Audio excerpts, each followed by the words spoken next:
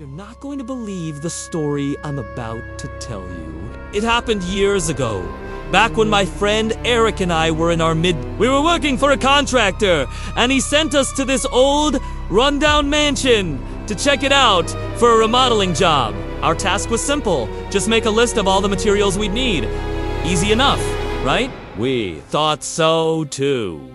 The mansion itself was creepy from the start. It was one of those places that just feels heavy, you know? Dust everywhere, cobwebs hanging like old curtains, and that unmistakable smell of decay and forgotten time. We started on the ground floor, making our notes, and then headed upstairs. We went into what looked like one of the master bedrooms. It was huge, with a giant 4-poster bed covered in a dusty white sheet. But as we stepped further inside, something incredibly bizarre happened. The room just changed. 1 second we were in a bedroom, the next we were standing in a long, seemingly endless hallway. It was like we had stepped through a portal into another dimension. The air grew cold, and the silence was replaced by a low, humming sound. On both sides of this hallway were countless doors, all identical, stretching as far as we could see. We looked back, but the way we came in was gone. There was just another door. Exactly like all the others. Panic started to set in, but we knew we had to find a way out.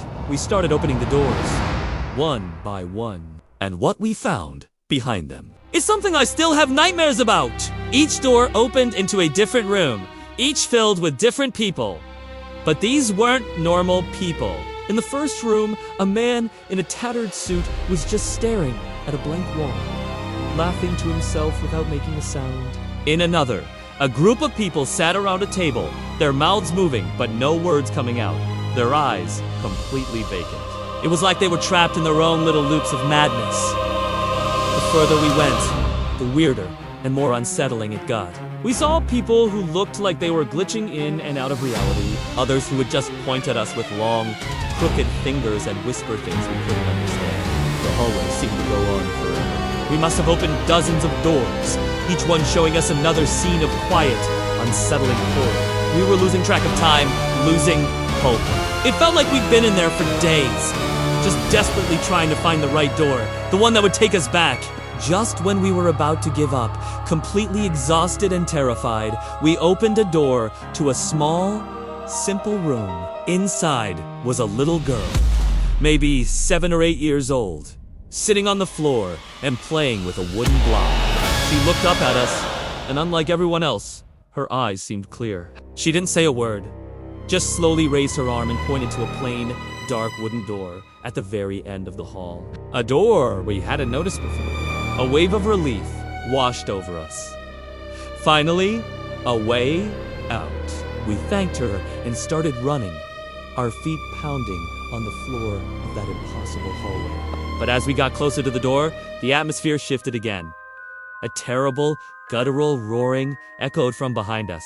We risked a glance back, and my heart stopped. The doors we had opened were swinging wide, and from them emerged these monstrous creatures.